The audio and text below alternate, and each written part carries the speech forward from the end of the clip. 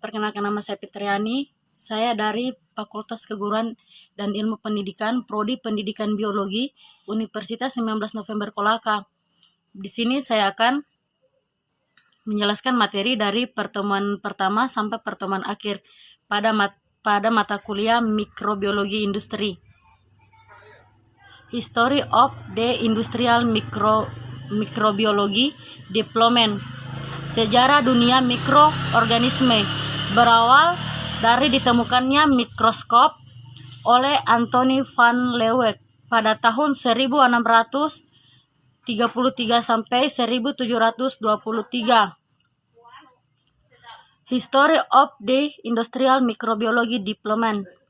Ilmuwan baru dari Prancis Louis Pasteur pada tahun 1822 sampai 1895, seorang ahli kimia yang menaruhi perhatian pada organisme. History of the Industrial Microbiology Development. Pada tahun 1837, C. Lautner, McDonald, dan V. Cushing secara terpisah mengemukakan bahwa pada saat gula yang mengalami fermentasi, alkohol selalu dijumpai adanya khmer, sehingga dapat disimpulkan bahwa perubahan gula menjadi alkohol dan CO2 merupakan fungsi fisiologis dari sel khmer tersebut. Teori biologis ini ditentang oleh J. Berzelius, J. Liebig, dan V. Wahrel. Mereka berpendapat bahwa fermentasi dan pembusukan merupakan reaksi kimia biasa. Hal ini dapat dibuktikan pada tahun 1812 telah berhasil disintesis senyawa organik urea dari senyawa anorganik. Pasteur banyak meneliti tentang proses fermentasi pada tahun 1875 sampai 1876.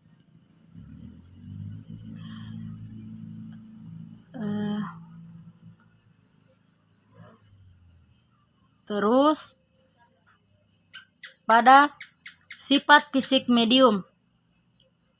Proses fermentasi dapat dilakukan melalui kultur permukaan dan kultur terendam atau submerged. Kultur permukaan dilakukan dengan menggunakan medium padat atau semi padat dan medium cair. 3. Kultur terendam dilakukan dengan menggunakan medium cair dalam bioreaktor atau fermentor. Medium padat atau semi padat. Medium padat atau semi padat dalam fermentasi permukaan menggunakan partikel substrat pada seperti jagung giling, bakatul gandum, dan tepung biji kapas, dengan atau tanpa penambahan larutan nutrien yang diserap oleh permukaan substrat padat tersebut. Medium cair. Medium cair digunakan baik pada fermentasi permukaan maupun fermentasi terendam. Formulasi medium. Formulasi medium merupakan tahap yang penting baik dalam pencernaan penelitian laboratorium dan pengembangannya dalam skala pilot plant maupun dalam proses industri fermentasi.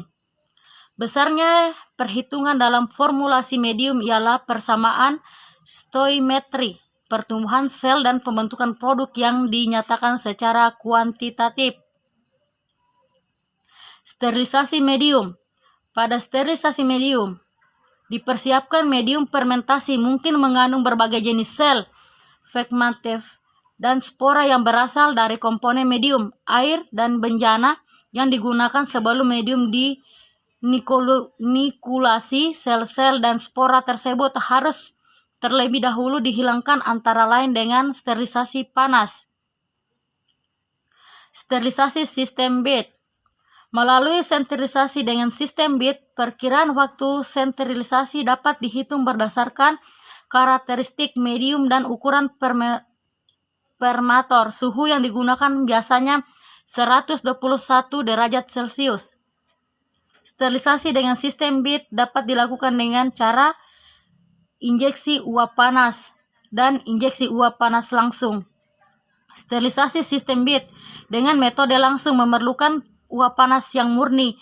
Di samping itu, Dengan metode langsung, volume cairan medium dalam fermentor akan bertambah karena kondensasi uap yang digunakan. Sterilisasi sistem kontinu. Melalui sterilisasi sistem kontinu, konsumsi energi yang tinggi dan kerusakan medium dapat dihindari terhadap dua tipe alat untuk contohnya yaitu Chonice Flathead Excite dan Chontai Inceneflas Core. Kelebihan: dapat digunakan untuk medium yang mengandung bahan pada tersubstansi. 2. Biaya lebih murah. 3. Mudah dibersihkan. 4. Pemanasan dan pendinginan lebih cepat. 5. Penggunaan uap lebih efisien. Kekurangannya dapat membentuk buih pada waktu pemanasan dan pendinginan. Kedua itu adanya kontak langsung antara medium uap dan membutuhkan uap yang murni yaitu bebas dari bahan anti karat. Sterilisasi udara. Oksigen yang digunakan untuk memenuhi kebutuhan mikroba dalam fermentasi aerobik kultur terendam berasal dari udara. Penyaringan yang digunakan dapat digolongkan ke dalam dua golongan yaitu sebagai berikut. Yang satu itu penyaringan absolut, yang kedua itu penyaringan berserat. Inkulum mikroba. Inkulum adalah kultur mikroba yang dinokulasikan ke dalam medium fermentasi pada saat kultur mikroba tersedia berada fase pertumbuhan eksponensial. Terus Inkulum sel kamir. Inkulum sel kamir. Penggunaan kultur murni dalam industri minuman beralkohol telah dimulai sejak tahun 1896.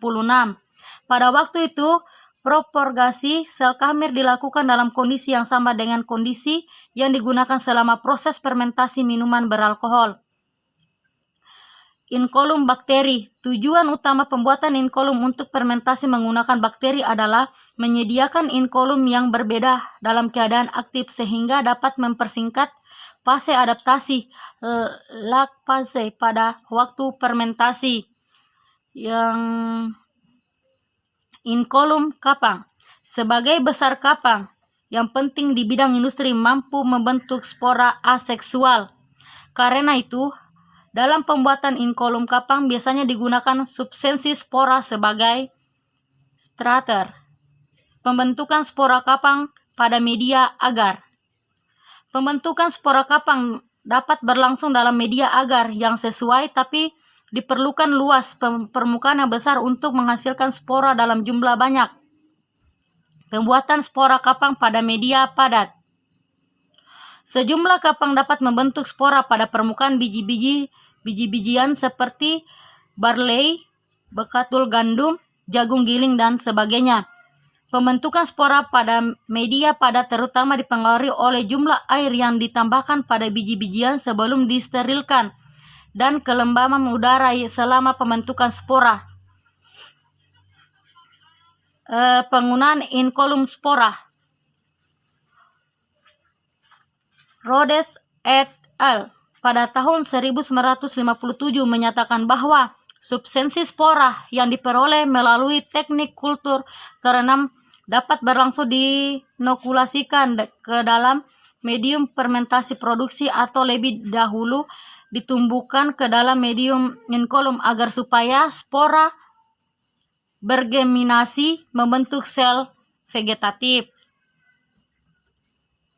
Inkulum mycelium vegetatif. Beberapa spesies kapang tidak berbentuk spora seksual sehingga digunakan inkulum mycelium vegetatif dari kapang bersangkutan, misalnya kapang gibberella fujikuroi yang digunakan untuk memproduksi gibberellin.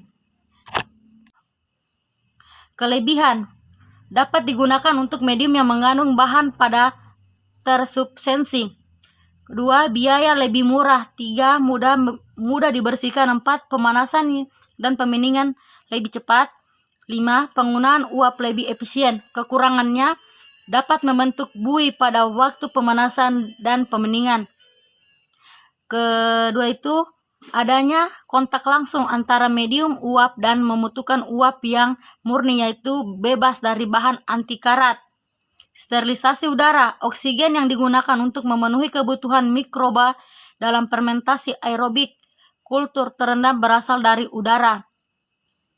Penyaringan yang digunakan dapat digolongkan ke dalam dua golongan, yaitu sebagai berikut. Yang satu itu penyaringan absolut, yang kedua itu penyaringan berserat.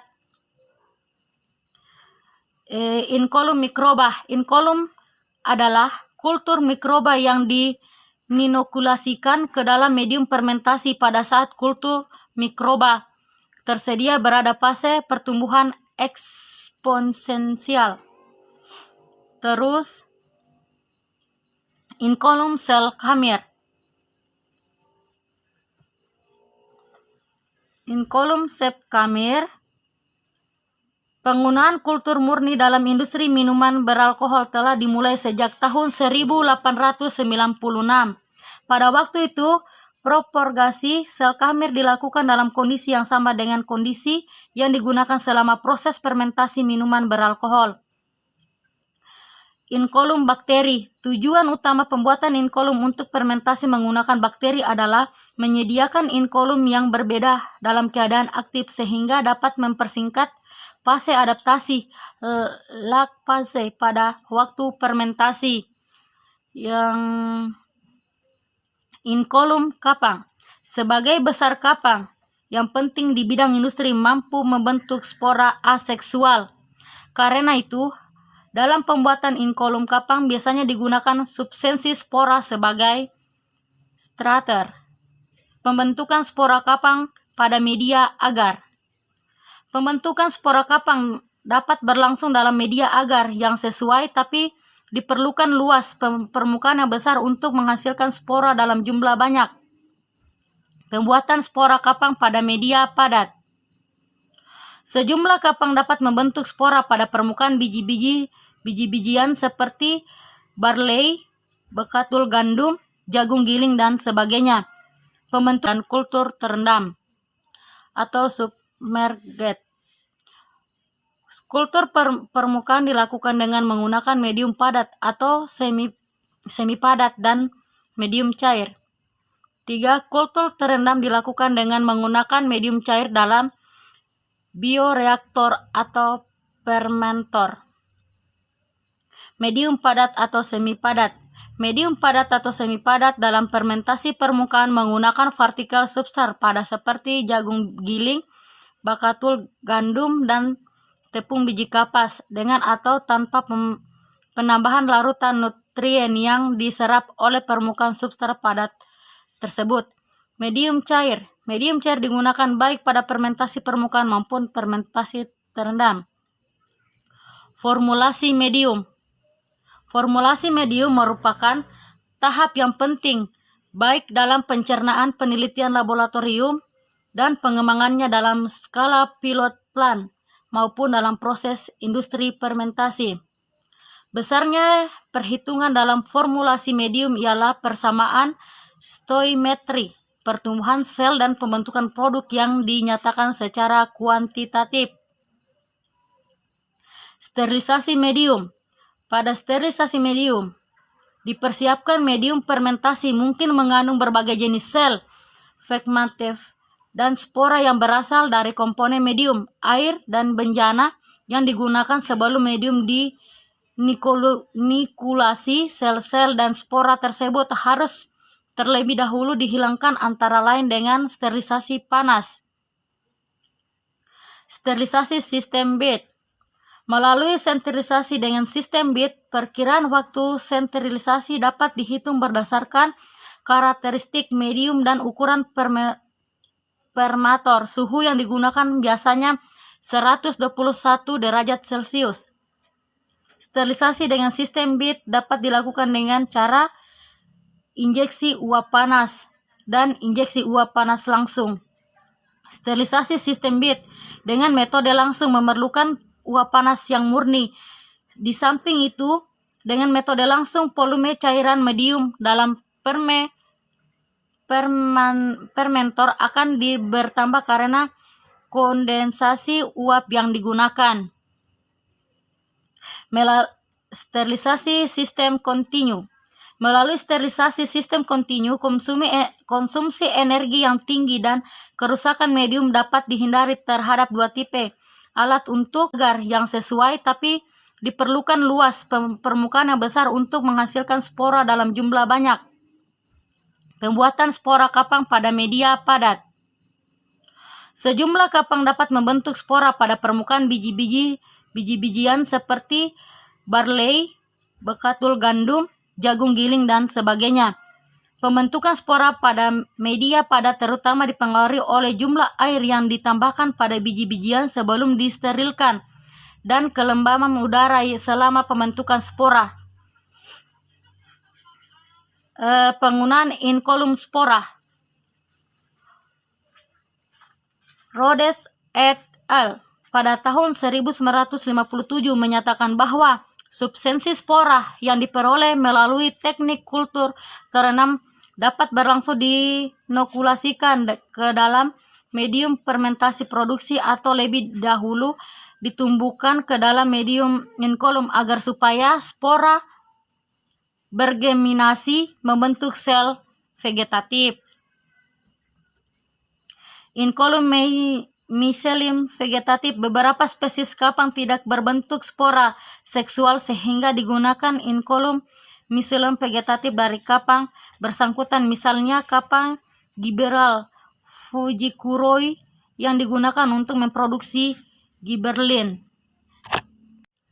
Pengaruh inkolum terhadap morfologi kapang dalam kultur terendam. Apabila kapang yang berfilamen ditumbuhkan pada kultur terendam dapat terjadi pada kultur terendam dapat variasi bentuk pertumbuhan.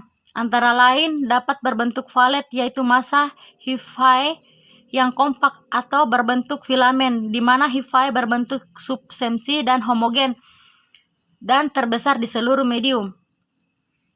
Inkolum dalam fermentasi makanan. Secara tradisional, mikroba yang diperlukan untuk fermentasi makanan telah terdapat pada bahan mentah atau peralatan yang digunakan dalam pengelolaan makanan fermentasi. Sumber inkolum seperti ini bisa mendasari kebanyakan fermentasi makanan. Terus, abolisi sel. Pengertian abolisi sel. 2. Keuntungan abolisi sel. 3. Metode matriks ambolisasi. 4. Teknik dan proses ambolisasi sel. Pengertian. Ambolisasi sel didefinisikan oleh Chibata pada tahun 1978 sebagai suatu metode untuk mengurung atau menempatkan sel mikroba secara fisik pada suatu ruang tertentu di mana sel masih memiliki aktivitas katalitik serta dapat dipergunakan secara kontinu dan berulang kali. Ambolisasi dalam bidang bioteknologi didefinisikan sebagai suatu cara yang digunakan untuk menempatkan secara fisika atau kimia suatu sel, organel, enzim, atau protein lainnya dalam keadaan suatu penyangan berupa bahan padat matrik atau membran. Keuntungan dan keunggulan abolisi sel. 1. Dapat dipakai pada sistem kontinu. 2. Dapat digunakan secara berulang pada sistem bit. 3. Dapat dimanfaatkan untuk ekskresi metabolit sekunder. 4. Dapat dilindungi dari gangguan aliran turbulen. 5. Mampu menggunakan kembali biomasa yang mahal harganya. 6. Mampu secara fisikawi memisahkan antara sel media dan produk. 7. Meningkatkan daya guna bioreaktor. 8. Mampu beroperasi secara berkesinambungan dalam jangka waktu lama. Bagaimana bisa meningkatkan metabolisme sekunder? Biomasa yang terdapat tertahan pada media ambobil akan menghasilkan metabolit yang lebih tinggi dan meningkatkan konsentrasi produk. Metode bagaimana bisa terus matrik ambolisasi. Polimer sintesis. Polimer sintesis biasanya dipilih karena ingin mendapatkan sifat fisika kimia tertentu dari matriks tersebut.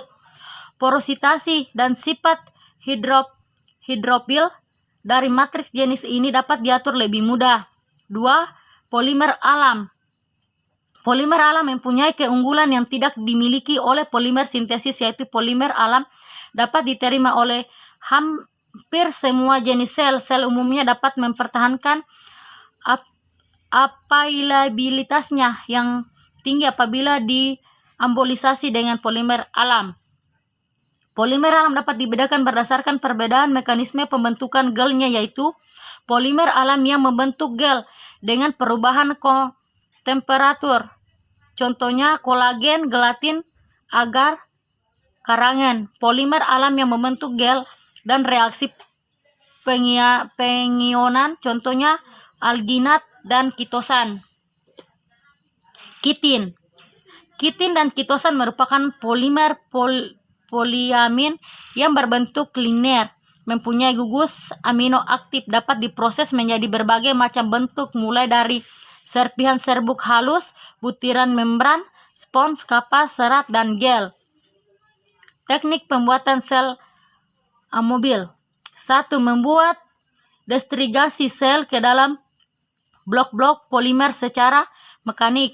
2. Membentuk sel bersama-sama dengan matriknya. Setelah itu diperkecil di ukurannya dengan pemotongan. Cara ini kurang lebih efisien untuk membuat jalur besar. 3. Membuat sel menjadi manik-manik atau butiran bersama-sama dengan matriknya. Proses ambolisasi sel. Prosesnya itu pertama penanaman ekspansi pada media padat aspetis atau SPT. Inkubasi pada suhu 25-28 derajat Celcius. Subkultur kalus pada media padat. Buat kultur subsensi sel. Penyaringan kultur subsensi.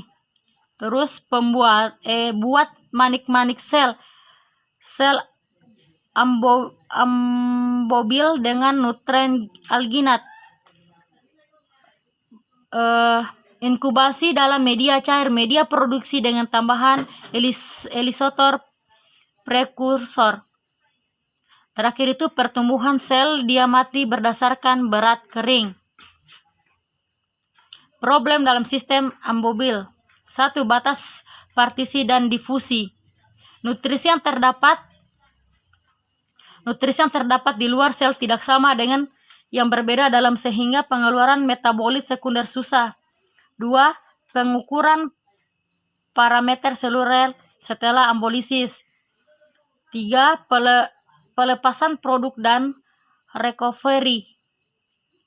Pelepasan produk, pengambilan produk dari sel merupakan masalah yang utama dalam kultur. Produk recovery.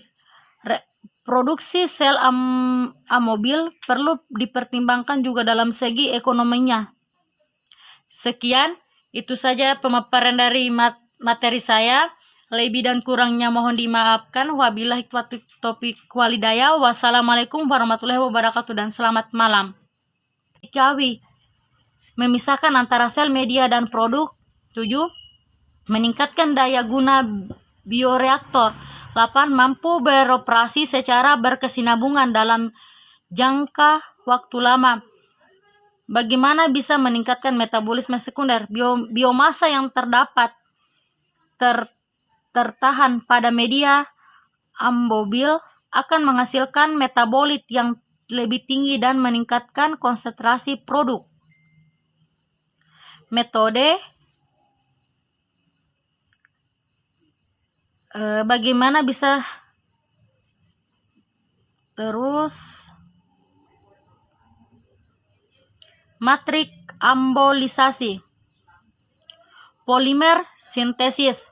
Polimer sintesis biasanya dipilih karena ingin mendapatkan sifat fisika kimia tertentu dari matriks tersebut. Porositasi dan sifat hidrofil dari matriks jenis ini dapat diatur lebih mudah. 2. Polimer alam. Polimer alam mempunyai keunggulan yang tidak dimiliki oleh polimer sintesis, yaitu polimer alam dapat diterima oleh hampir semua jenis sel. Sel umumnya dapat mempertahankan availabilitasnya yang tinggi apabila diambolisasi dengan polimer alam. Polimer alam dapat dibedakan berdasarkan perbedaan mekanisme pembentukan gelnya, yaitu polimer alam yang membentuk gel dengan perubahan temperatur. Contohnya kolagen, gelatin, agar, karangan. Polimer alam yang membentuk gel dan reaksi pengionan, contohnya alginat dan kitosan. Kitin.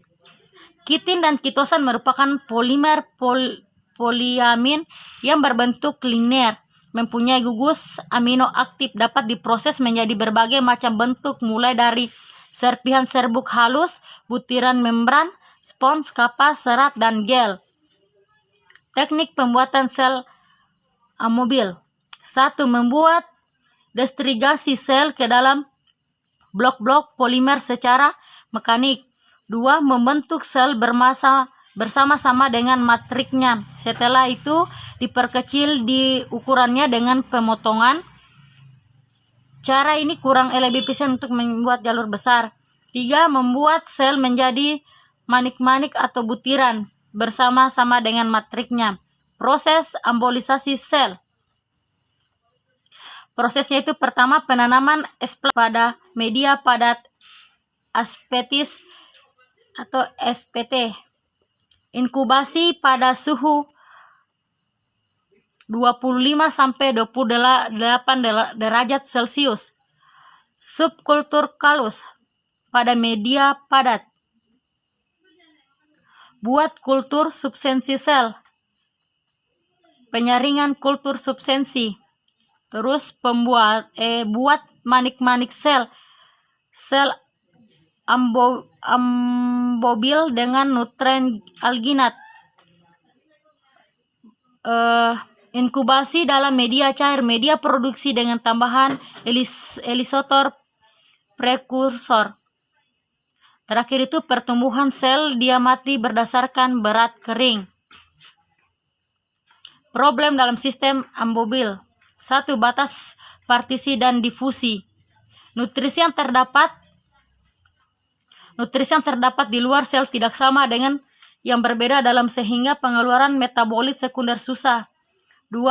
Pengukuran parameter seluler setelah ambolisis. 3. Pelepasan produk dan recovery. Pelepasan produk. Pengambilan produk dari sel merupakan masalah yang utama dalam kultur. Produk recovery. Produksi sel amobil perlu dipertimbangkan juga dalam segi ekonominya. Sekian, itu saja pemaparan dari materi saya. Lebih dan kurangnya mohon dimaafkan. Wabillahi taufiq walhidayah. Wassalamualaikum warahmatullahi wabarakatuh dan selamat malam.